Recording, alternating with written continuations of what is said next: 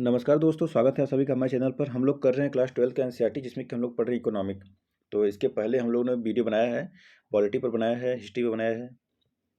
तो आप लोग अगर उसको देखना चाहे तो देख सकते हैं। जियोग्राफी भी बनाया गया है। तो इसके पहले हम लोगों ने अध्याय 1 देख चुके हैं। तो अब आज हम लोग पढ़ेंगे चैप्टर 2, जिसका नाम है उपभोक्ता के व्यवहार का सिद्धांत। तो देखिए, अगर आप यूपीएससी और पीसीएस की तैयारी कर रहे हैं तो एनसीईआरटी पढ़ना आपको जरूरी होता है। और एनसीईआरटी में आपको इकोनॉमिक पढ़ना बहुत ही ज़रूरी है। और अगर आप क्लास 12 के विद्यार्थी हैं तो आपको तो पढ़ना कंपलसरी है ही। चलिए शुरू करते हैं हम लोग। इस अध्याय में हम एक व्यक्तिगत उपभोक्ता के व्यवहार का अध्ययन करेंगे। उपभोक्ता को यह निर्णय करना होता है कि अपनी आय को विभिन्न वस्तुओं पर किस प्रकार व्यय करे। अर्थशास्त्री इसे चुनाव की समस्या कहते हैं। अतः स्वाभाविक रूप से कोई भी उपभोक्ता वस्तुओं के ऐसे संयोजन को प्राप्त करना चाहेगा जो उसे अधिकतम संतोष प्रदान करता है। यह सर्वोत्तम संयोग क्या होगा? यह उपभोक्ता की रुचियों और वह कितना व्यय कर सकता है वस्तुओं की कीमतों और उसकी आय पर निर्भर करता है। यह अध्याय उपभोक्ता व्यवहार को समझने वाले दो भिन्न सिद्धांतों के प्रस्तुत करता है। तो चलिए यहाँ पर देखते हैं अब। प्रारंभिक संकेतन तथा अभिग्रह। उपभोक्ता सामान्य रूप से बहुत सी वस्तुओं का उपभोग करता है, परंतु सरलीकरण के लिए हम उपभोक्ता की चयन समस्या पर ऐसी स्थिति में विचार करेंगे जहां केवल दो ही वस्तुएं हों। हम इन दोनों वस्तुओं को केला तथा आम कहेंगे। दोनों वस्तुओं की मात्राओं की कोई भी सम्मिलित राशि को उपभोक्ता बंडल तथा अथवा संक्षेप में बंडल कह सकते हैं। सामान्यतः हम केले की मात्रा को व्यक्त करने के लिए x1 परिवर्त का और आम को मात्रा को व्यक्त करने के लिए x2 परिवर्त का उपयोग करेंगे। x1 और x2 धनात्मक या शून्य हो सकते हैं। x1 x2 का तात्पर्य होगा कि केला की x1 मात्रा तथा आम की x2 मात्रा। x1 तथा x2 के किसी विशेष मूल्य के लिए x1 x2 हमें एक विशेष बंडल प्रदान करती है। उदाहरणतः बंडल 5-10 में केले की 5 इकाइयाँ और आम की 10 इकाइयाँ हैं। बंडल 10 और 5 में केले की इकाइयाँ और आम की 5 इकाइयाँ हैं। तो अब देखते हैं यहाँ पर उपयोगिता पढ़ते हैं। पहला टॉपिक आता है क्या? उपयोगिता। सामान्यतः एक उपभोक्ता किसी वस्तु के लिए अपनी मांग का अनुमान उस उपयोगिता अथवा संतोष के आधार पर लगाता है जो वह उससे प्राप्त करता है। उपयोगिता क्या है? एक वस्तु की उपयोगिता उसकी किसी आवश्यकता को संतुष्ट करने की क्षमता है। वस्तु की जितनी ज़्यादा आवश्यकता होती है अथवा उसको प्राप्त करने की जितनी ज़्यादा इच्छा होती है, उस वस्तु से उतनी ही अधिक उपयोगिता प्राप्त होती है। उदाहरण के लिए, एक व्यक्ति जो चॉकलेट पसंद करता है उसे एक चॉकलेट से अधिक उपयोगिता प्राप्त होगी। उस व्यक्ति को किसी वस्तु से मिलने वाली उपयोगिता स्थान एवं समय के साथ भी बदल सकती है। जैसे एक रूम हीटर से मिलने वाली उपयोगिता इस बात पर निर्भर होगी कि वह व्यक्ति लद्दाख में है अथवा चेन्नई में स्थान, अथवा वहाँ गर्मी का मौसम या शायद ठंडा का मौसम। अगर वो लद्दाख में है तो उसको रूम हीटर चाहिए, और अगर वो चेन्नई में है तो रूम हीटर लेकर क्या करेगा, वहाँ तो पहले से गर्मी है। ऐसे ही उसकी उपयोगिता पर निर्भर करता है। अब आता है पहले का पहला ही पॉइंट, गणनावाचक उपयोगिता विश्लेषण। तो गणनावाचक उपयोगिता विश्लेषण की मान्यता है कि उपयोगिता के स्तर को संख्याओं में व्यक्त किया जा सकता है। उदाहरण के लिए, एक कमीज से प्राप्त उपयोगिता को माप सकते हैं और कहें कि यह कमीज मुझे 50 इकाई उपयोगिता प्रदान करती है। तो आगे चर्चा करने से पूर्व यह उपयोगी होगा कि हम उपयोगिता के दो महत्वपूर्ण मापों को समझें। तो उपयोगिता के उपाय क्या हैं? कुल उपयोगिता यानी कि TU, टोटल यूनिट यूटिलिटी होगा। एक वस्तु की एक निश्चित मात्रा से प्राप्त उपयोगिता का योग है जो किसी वस्तु यानी x की दी गई मात्रा को उपयोग करने से प्राप्त होती है। वस्तु x की अधिक मात्रा उपभोक्ता को अधिक संतोष प्रदान करती है। अतः TU वस्तु की उपयोग की गई मात्रा पर निर्भर करती है। अतः TU वस्तु x की n इकाइयों के उपभोग से प्राप्त कुल उपयोगिता होती है। सीमांत उपयोगिता कुल उपयोगिता में वह परिवर्तन है जो वस्तु की एक अतिरिक्त इकाई के उपभोग से होता है। उदाहरण के लिए मान लीजिए 4 किलो से हमें 28 इकाई कुल उपयोगिता प्राप्त होती है और 5 किलो से कुल उपयोगिता 30 इकाई मिलती है। स्पष्ट है कि 5वें केले के उपभोग से कुल उपयोगिता 2 इकाई बढ़ गई। 30 इकाइयाँ 28 इकाइयाँ। अब इसलिए 5वें केले की सीमांत उपयोगिता 2 इकाई है। ऐसे देखिए, जैसे 30 है फिर 28 है तो दो बढ़ेगी या 2 घटेगी, ऐसे रहेगा। ठीक है, चलिए हम लोग यहाँ पे देखते हैं। अब है जैसे कि देखिए यहाँ पर, हाँ यहाँ पर दिखाया गया है, यहाँ पर इकाई लिखा है 1 2 3 4 5 6, और यहाँ लिखा है कुल उपयोगिता 12 18 22 24 22। देखिए यहाँ पर सीमांत उपयोगिता क्या है, पहला में तो 12 ही रहेगा, दूसरे में 18 है तो यहाँ 6 बढ़ा, फिर 22 हुआ तो 4 बढ़ेगा, अब यहाँ 6 से गिनेंगे तो 4 बढ़ा। उसके बाद 24 हुआ तो 2 बढ़ा, उसके बाद फिर 24 रहा तो 0 उपयोगिता रहा। उसके बाद जब 22 हुआ तो -2 सीमांत उपयोगिता हो गया। तो ऐसे ही देखिए ये वृद्धि और घटती बढ़ती रहती है। देखिए यहाँ पे इसको तालिकाएँ बनाया गया है, तो इसको समझ सकते हैं। ठीक है, आगे बढ़ते हैं हम लोग। देखिए यहाँ पर एक तालिका दिया गया है, यहाँ है ह्रासमान सीमांत प्रतिस्थापन दर के नियम प्रदर्शन। तो देखिए यहाँ पर संयोग है ABCD, और केलों की मात्रा है और 1 2 3 में, और आमों की मात्रा है KG में, यहाँ पर QI है। तो यहाँ पर है 15 12 10 9, और यहाँ पर सीमांत यहाँ पर हो गया दर। तो पहले में तो नॉर्मल ही रहेगा, फिर दूसरे में 12 है तो 3.1 हो गया, फिर दूसरे में 2.1, और फिर तीसरे में 9 वाले में 1.1 हो गया। तो आप देख सकते हैं कि उपरोक्त तालिका में जैसे हम केलों की संख्या को बढ़ाते हैं, केले के प्रत्येक अतिरिक्त इकाई के लिए त्याग किए जाने वाले आमों की मात्रा गिरती जाती है। अन्य शब्दों में केलों की संख्या में वृद्धि के साथ MRS कम हो जाता है। उपभोक्ता के पास जैसे जैसे केलों की संख्या बढ़ती है, केलों से प्राप्त MU गिरती जाती है। इसी भांति आमों की संख्या में कमी से आमों से प्राप्त सीमांत उपयोगिता बढ़ती जाती है। इस प्रकार केलों की संख्या में वृद्धि होने से उपभोक्ता की कम और कम आमों की मात्रा त्यागने की प्रवृत्ति बढ़ेगी। केलों की मात्रा में वृद्धि के फलस्वरूप MRS के गिरने की इस प्रवृत्ति को ह्रासमान सीमांत प्रतिस्थापन का नियम कहते हैं। आगे बढ़ते हैं, अधिमान वक्र आकृति क्या है। तो उल्लेखनीय है कि ह्रासमान सीमांत प्रतिस्थापन का नियम अधिमान वक्र को उद्गम के प्रति उत्तर बना देता है। क्यों? एक अनधिमान वक्र बनाकर इसकी जांच कीजिए। एक अनधिमान वक्र की यह अति सामान्य आकृति है, लेकिन पूर्ण स्थापना से वस्तुओं में सीमांत प्रतिस्थापन दर नहीं गिरती है। यह समान रहती है। एक उदाहरण देते हैं, जैसे ह्रासमान सीमांत प्रतिस्थापन। देखिए संयोग है ABCD, और 5 रुपए के नोट की संख्या 1 2 3 4 है। 5 रुपए के सिक्कों की संख्या जैसे 8 है, 7 है, 6 है, 5 है।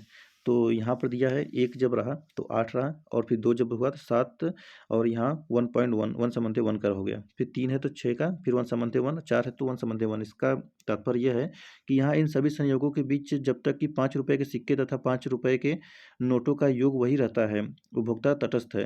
उपभोक्ता के लिए इससे कोई फर्क नहीं पड़ता है कि उसे 5 रुपए का सिक्का मिला या 5 रुपए का नोट मिला है। इसलिए इस बात पर विचार किए बिना कि उसके पास 5 रुपए कितने नोट, उपभोक्ता 5 रुपए के नोट से मतलब यहाँ कहने मतलब है कि यहाँ तो सिक्का रहे अच्छा नोट रहे, वैल्यू तो उतनी ही रहेगी। इसलिए 1/1 का यहाँ पे गणना किया गया है।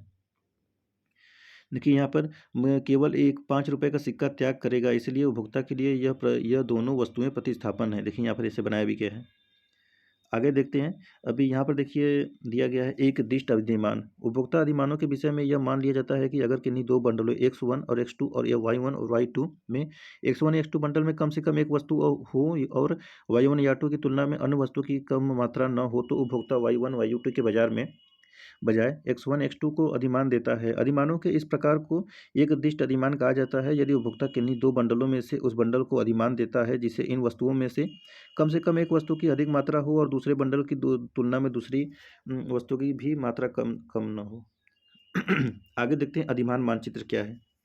सभी बंडलों पर उपभोक्ता के अधिमानों को अधिमान वक्र समूहों द्वारा दर्शाया जा सकता है, जैसा कि रेखा चित्र 2.5 में देख सकते हैं। तो देखिए 2.5 ये रेखा चित्र है। यहाँ पर ऐसे बनाया गया, यहाँ पर O और यहाँ पर केला, और फिर IC1 IC2 और IC3।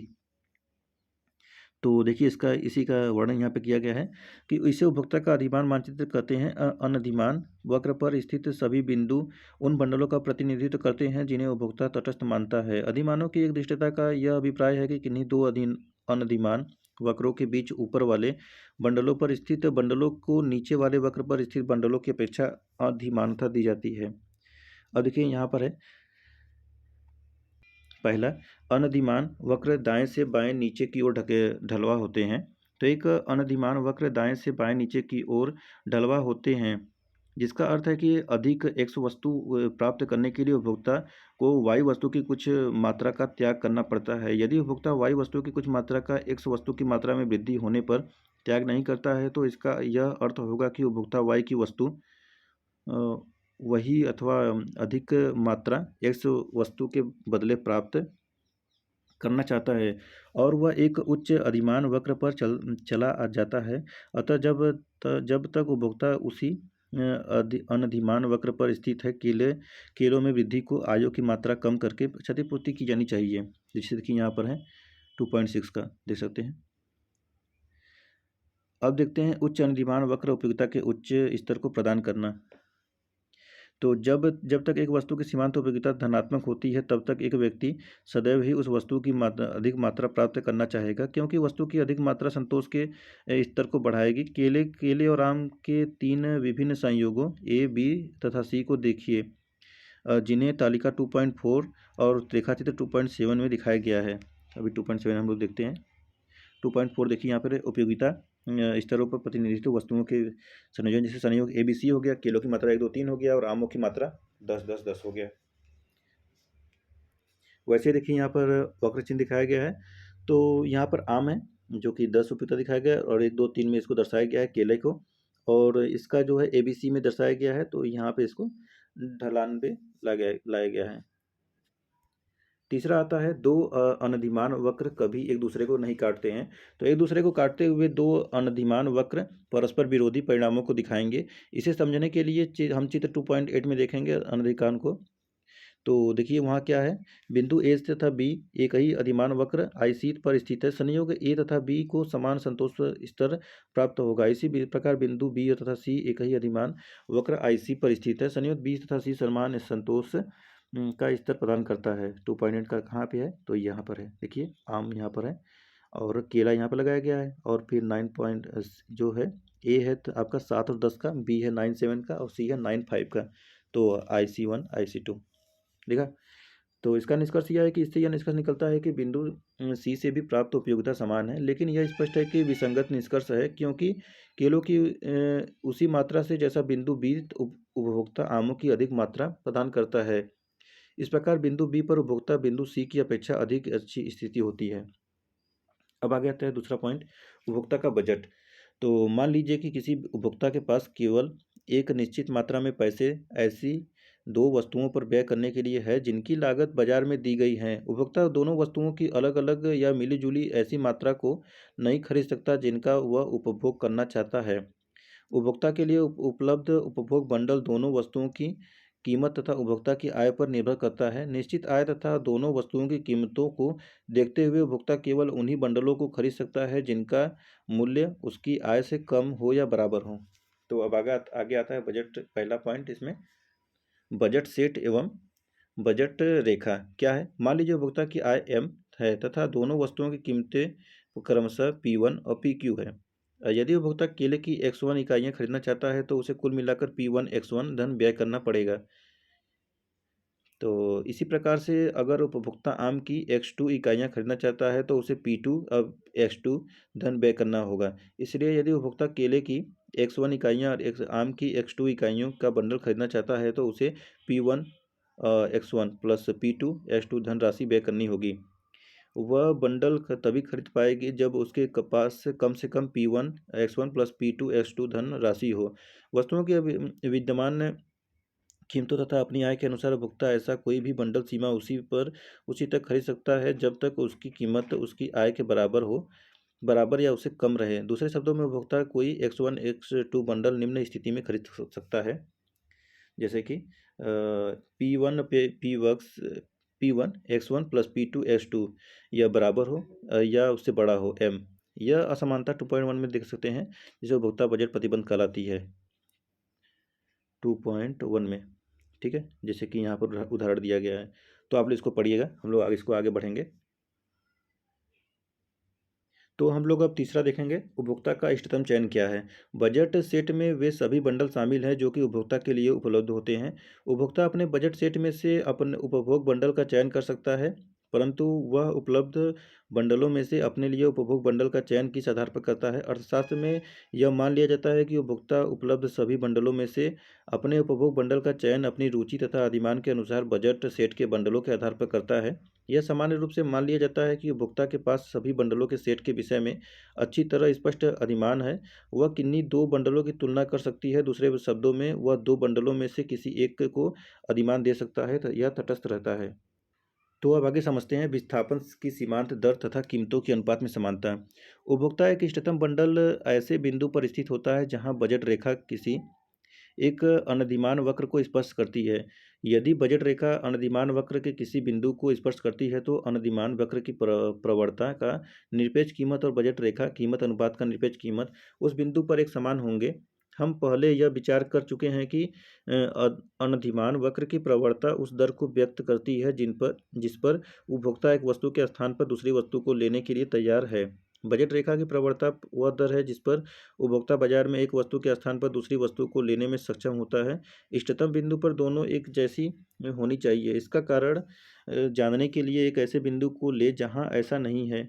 मान लीजिए ऐसे बिंदु पर प्रतिस्थापन की सीमांत दर है और यह भी मानते हैं कि दोनों वस्तुओं की कीमत एक जैसी हैं। इस बिंदु पर यह यदि उपभोक्ता को केले की एक अतिरिक्त इकाई दे दी जाए तो वह उसके बदले आम की 2 इकाइयाँ छोड़ देने के लिए तैयार है, लेकिन वह बाजार में आम की केवल 1 इकाई लेकर ही केले की एक अतिरिक्त इकाई खरीद सकती है। इसलिए अगर वह केले की एक अतिरिक्त इकाई खरीद लेती है तो वह इस बिंदु द्वारा प्रदर्शित बंडल की तुलना में दोनों वस्तुओं की अधिक मात्रा प्राप्त कर सकती है और इस प्रकार अपने अधिमानित बंडल को प्राप्त करने की ओर प्रवृत्त हो सकती है। अतः जिस बिंदु पर विस्थापन की सीमांत दर अधिक हो तो कीमत अनुपात इष्टतम बिंदु नहीं ले सकता। विस्थापन की सीमांत दर जिस जिस बिंदु पर कीमत अनुपात से कम हो उसके विषय में ही तर्क स्वीकार किया जा सकता है। तो यहाँ पर अब चौथा पॉइंट आता है मांग यानी डिमांड। तो पूर्व खंड में हमने उपभोक्ता की चयन समस्या को पढ़ा तथा वस्तुओं की कीमतों, उपभोक्ता की आय और उसके अधिमानों की दी हुई स्थिति में उपभोक्ता के इष्टतम बंडल की व्युत्पत्ति के हमने देखा। तो अब इसके हम पढ़ेंगे उपभोक्ता की मांग के बारे में। तो देखिए यहाँ पर पहला पॉइंट है मांग वक्र तथा मांग का नियम। यदि दूसरी वस्तुओं की कीमत उपभोक्ता की आय तथा उसकी अभिरुचि और अधिमान अपरिवर्तित रहती है तो किसी वस्तु की मात्रा जिसका उपभोक्ता इष्टतम रूप से चयन करता है पूरी तरह से उसकी कीमत पर निर्भर हो जाती है। देखिए यहाँ पर कहने का तात्पर्य यही है, जैसे कि इस समय प्याज है, टमाटर है। टमाटर की मांग अगर बढ़ती है, खूब ज़्यादा टमाटर मार्केट में मांग बढ़ती है तो डिमांड बढ़ेगी, सप्लाई घट जाती है। तो उसी की बात कर रहा है कि अगर डिमांड ज़्यादा हो रहा है तो सप्लाई कम हो जाएगी, वस्तु की कीमत बढ़ जाएगी। प्याज भी देख सकते हैं वैसे ही हो जाती है। तो उसी को कह रहा है। किसी वस्तु की मात्रा के लिए उपभोक्ता का इष्टतम चयन तथा उसकी कीमत में संबंध अत्यंत महत्वपूर्ण है तथा यह संबंध मांग फलन कहलाता है। इस प्रकार किसी वस्तु के लिए उपभोक्ता का मांग फलन वस्तु की वह मात्रा दर्शाता है जब अन्य वस्तुओं के पूर्वत पर रहने उपभोक्ता कीमत में विभिन्न स्तरों का उसका चयन करता है। उपभोक्ता की मांग उसकी कीमत के एक फलन के रूप में प्रकार में लिखी जा सकती है। देखिए यहाँ पर कुछ फार्मूले दिए गए हैं फलन का। तो फलन के लिए दो परिवर्ती एक्स और वाई के संबंध में विचार करें तो वाई इक्वल टू एफ और इन कोष्टक एक्स। दो परिवर्तों एक्स और वाई के बीच इस प्रकार संबंध है कि एक्स के प्रत्येक मूल्य के लिए परिवर्त वाई का एक अद्वितीय मूल्य है। दूसरे शब्दों में एफ एक्स का नियम है जो एक्स के प्रत्येक मूल्य के लिए वाई एक अद्वितीय मूल्य निर्धारित करता है। क्योंकि y का मूल्य x के मूल्य पर निर्भर करता है अतः y को परतंत्र परिवर्त तथा x को स्वतंत्र परिवर्तन कहा जाता है। तो देखिए यहाँ पर उसके कुछ उदाहरण भी दिए गए हैं, जैसे कि देखिए यहाँ पर है a और यहाँ पर b है। आप लोग देख लीजिए, इसको समझिए। जैसे कि मान लीजिए यहाँ पर y है और यहाँ पर x है, तो यहाँ पर बिंदु लगा दिया गया है 0 से 10, 1 से 15, 2 से 18 और 3 से 20। ठीक है, वैसे ही यहाँ पर सेम है बी है। जैसे कि मान लीजिए यहाँ पर 20 से 40 दिया है, 10 70 है और 5 से 90 और 100। तो जैसे जैसे देखिए 40 हुआ, 70 हुआ, 90 हुआ, 100 हुआ, वैसे वैसे स्थिति बढ़ती गई। तो देखिए वैसे सी वाले में भी है और डी वाले में भी है। तो आप इसको देख सकते हैं। हम लोग आगे बढ़ते हैं इसको। तो आता है चौथा पॉइंट स्थानापन्न तथा पूरक। इसके बारे में जानते हैं। हम उपभोक्ता द्वारा चुनी जाने वाली वस्तु की मात्रा तथा किसी संबंध वस्तु की कीमत के बीच संबंध का भी अध्ययन कर सकते हैं। एक वस्तु की मात्रा जिसका चयन उपभोक्ता करता है किसी संबंध वस्तु के मूल्य में वृद्धि के साथ बढ़ सकती है अथवा घट सकती है। ऐसा होना इस पर निर्भर करता है कि दोनों वस्तुएं स्थानापन्न है अथवा एक दूसरे के पूरक है। जिन वस्तुओं का साथ साथ उपयोग किया जाता है उन्हें पूरक वस्तुएं कहा जाता है। इनके उदाहरण हैं चाय तथा चीनी, जूते तथा जुराब, कलम तथा स्याही आदि। क्योंकि चाय तथा चीनी के साथ उपयोग में लाए जाते हैं, चाय मतलब चाय और चीनी साथ में आते हैं। संभव है कि चीनी की कीमत में वृद्धि चाय के लिए मांग घटाएगी, चीनी की कीमत में गिरावट संभवतः चाय की मांग को बढ़ाएगी। अन्य पूरकों के साथ भी ऐसा ही होता है। सामान्यतः किसी वस्तु के लिए मांग की गति उसकी पूरक वस्तुओं की कीमत के विपरीत दिशा में होती है। पांचवा पॉइंट आता है मांग वक्र में शिफ्ट। तो इसको समझिए। मांग वक्र यह बनाया गया था कि उपभोक्ता की आय, अन्य वस्तुओं की कीमतें तथा उपभोक्ता का अधिमान दिया गया है। यदि इनमें से कोई वस्तु बदलती है तो मांग वक्र में किस प्रकार परिवर्तन होता है। तो यहाँ पर देखिए अन्य वस्तुओं की कीमतों और किसी उपभोक्ता के अधिमान दिए हुए होने पर यदि उसकी आय में वृद्धि होती है तो प्रत्येक कीमत पर वस्तु के लिए मांग में परिवर्तन होता है और इस प्रकार मांग वक्र शिफ्ट हो जाता है। सामान्य सामान्य वस्तुओं के लिए मांग वक्र का शिफ्ट दाईं ओर तथा निम्न स्तरीय वस्तुओं के लिए मांग वक्र का शिफ्ट बाईं ओर होता है। उपभोक्ता की आय और उसके अभियान के अधिमान के दिए होने की स्थिति में यदि संबंधित वस्तु की कीमत में परिवर्तन होता है तब किसी वस्तु की कीमत के प्रत्येक स्तर पर उस वस्तु के लिए मांग में परिवर्तन हो जाता है और इस प्रकार मांग वक्र शिफ्ट हो जाता है। यदि स्थानापन्न वस्तु की कीमत बढ़ती है तब मांग वक्र दाईं ओर शिफ्ट होता है। इसके विपरीत यदि पूरक वस्तु की कीमत बढ़ती है तो मांग वक्र शिफ्ट बाईं ओर हो जाता है। अब यहाँ पे है कि उपभोक्ता की रुचियों और अधिमानों में परिवर्तन के कारण भी मांग वक्र का शिफ्ट हो सकता है। उपभोक्ता का अधिमान परिवर्तन यदि किसी वस्तु के पक्ष में होता है तब ऐसी वस्तु के लिए मांग वक्र का शिफ्ट दाईं ओर होता है और उसके विपरीत बाईं हो जाता है। जैसे कि उदाहरण यहाँ पे दिया है, गर्मी के मौसम में आइसक्रीम के मांग वक्र का दाईं ओर शिफ्ट होगा क्योंकि इस मौसम में आइसक्रीम लोग अधिक पसंद करते हैं। इस तथ्य का लोगों के सामने आना कि शीतल पेय स्वास्थ्य के लिए हानिकारक हो सकते हैं शीत पेयों के प्रति अधिमानों को बुरे तरीके से प्रभावित करेगा। इसके फलस्वरूप शीतल पेय के लिए मांग वक्र का बाईं ओर शिफ्ट होने की संभावना होती है। तो हम लोग आगे देखते हैं। अब आता है छठा पॉइंट, मांग वक्र की दिशा में गति और मांग वक्र में शिफ्ट कैसे होता है। तो जैसा कि हमने पहले देखा कि कोई उपभोक्ता किसी वस्तु की कितनी की मात्रा का चयन करता है, यह वस्तु की कीमत अन्य वस्तुओं की कीमतें, उपभोक्ता की आय तथा उसकी रुचियों और अधिमानों पर निर्भर करता है। मांग फलन वस्तु की कीमत और उसकी कीमत के बीच का उस समय का संबंध होता है जब अन्य वस्तुएं अपरिवर्तित रहती हैं। मांग वक्र फलन का ग्राफीय चित्रण होता है। ऊंची कीमतों पर मांग कम होती है और कम कीमतों पर मांग अधिक होती है। अतः कीमत में कोई भी परिवर्तन होने के फलस्वरूप मांग वक्र की दिशा में गति होती है। इसके अतिरिक्त इसके विपरीत किन्हीं अन्य वस्तुओं में परिवर्तन के फलस्वरूप मांग वक्र शिफ्ट हो जाता है। रेखा चित्र 2.7 में देख सकते हैं इसको। 2.17 है, सॉरी 2.17 देखिए यहाँ पर है, जैसे कि कीमत है और मात्रा है, यहाँ पे भी कीमत है और मात्रा में है। तो पहला है कि मांग वक्र की दिशा में गति और मांग वक्र में से है। तो पैनल ए में आप लोग देखिए कि मांग वक्र की दिशा में गति को चित्रित करता हुआ है और जो कि पैनल बी का मांग वक्र में शिफ्ट चित्रित कर रहा है, इधर से उधर कर रहा है दूसरी तरफ। हम लोग पांचवा पॉइंट देखते हैं, बाजार मांग क्या है। इसको बोलते हैं इंग्लिश में मार्केट डिमांड। पूर्व खंड में हमने किसी उपभोक्ता के चयन की समस्या अध्ययन किया है और उपभोक्ता का मांग वक्र प्राप्त किया, परंतु बाजार में एक ही वस्तु के लिए अनेक उपभोक्ता होते हैं। किसी वस्तु के लिए बाजार मांग को जानना महत्वपूर्ण होता है। किसी वस्तु के लिए एक विशेष कीमत पर बाजार मांग सभी उपभोक्ता की सम्मिलित मांग को जोड़ देती है। जैसे कि मान लीजिए उदाहरण के तौर पे हम लोग फ्रिज कहाँ बेच रहे हैं, एसी कहाँ बेच रहे हैं। तो जहाँ पर ठंडे का मौसम है वहाँ पर फ्रिज एसी बेचने का क्या मतलब है, बिकेगा, ज़्यादा बिक्री नहीं होगी वहाँ पर, ज़्यादा बिक्री का बिकेगी नहीं। लद्दाख और हिमाचल प्रदेश में लोग फ्री लेकर क्या करेंगे, वहाँ तो पहले ही ठंडा है, एसी लगा क्या करेंगे, वहाँ पर तो हीटर की ज़रूरत है। वैसे ही चेन्नई में हीटर नहीं बल्कि एसी चाहिए, तो वैसे ही समझना पड़ता है। तो इसको समझ लिया तो हम लोग चलते हैं मांग की लोच की तरफ। मांग की लोच क्या होती है, देखिए जो जो हम लोग ज़रूरत है, जो इंपॉर्टेंट है सिर्फ उसी को पढ़ रहे हैं, बाकी को सिर्फ करते हुए चल रहे हैं। तो मांग की लोच क्या है, किसी भी वस्तु के लिए मांग उसकी कीमत के विपरीत दिशा में जाती है, परंतु कीमत में परिवर्तन का प्रभाव सदैव समान नहीं रहता। कभी कभी छोटे से कीमत परिवर्तनों के कारण भी मांग में अत्यधिक परिवर्तन हो जाती है। इसके विपरीत कुछ वस्तुएं ऐसी भी हैं जिनके लिए मांग कीमत परिवर्तनों के कारण अधिक प्रभावित नहीं होती।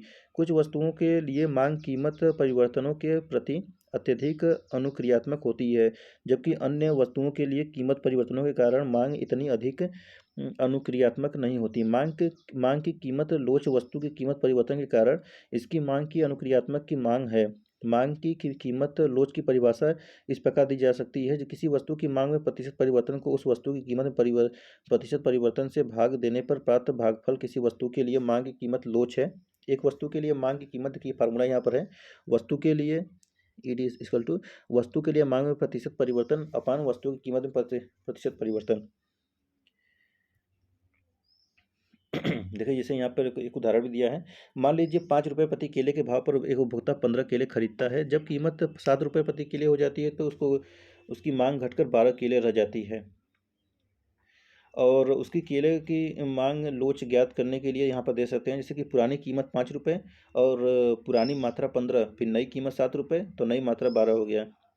तो जैसे कि पुरानी कीमत 5 रुपये का था, 15 खरीदा था, 15 बचे, 15 15 15 30 15 45 15 50, ठीक है। और फिर यहाँ पर कितना हो गया, तो यहाँ पर नया कीमत उसका क्या था, तो नया कीमत उसका था 7 रुपये का और ख़रीदता था 12, तो यहाँ पर ये 84 रुपये का इसको खर्च करना पड़ा। और जो कि पहले कितना खर्च करता था, तो पहले 75 रुपये खर्च करता था, 15 केले मिल जाते थे, और अब 84 रुपये खर्च करके 12 केले मिलते हैं।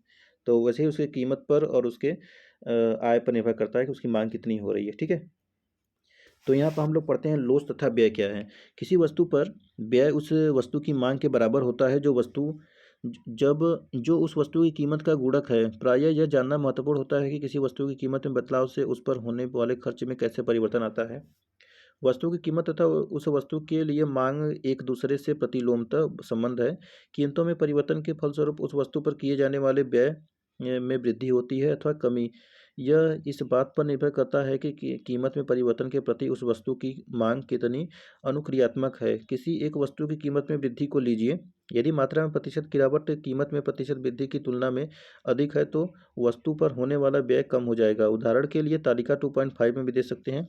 और इसकी मांग 12% गिर जाती है, जिसके फलस्वरूप वस्तु पर होने वाला कुल व्यय गिर जाता है।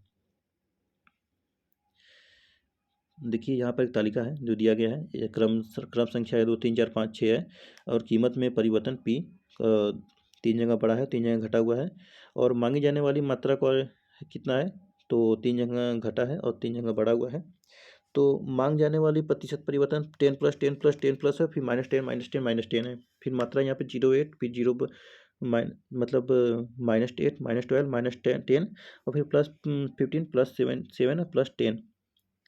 कीमत बेलोचदार, इकाई लोचदार वाली, कीमत बेलोचदार वाली, देखिए यहाँ पर है।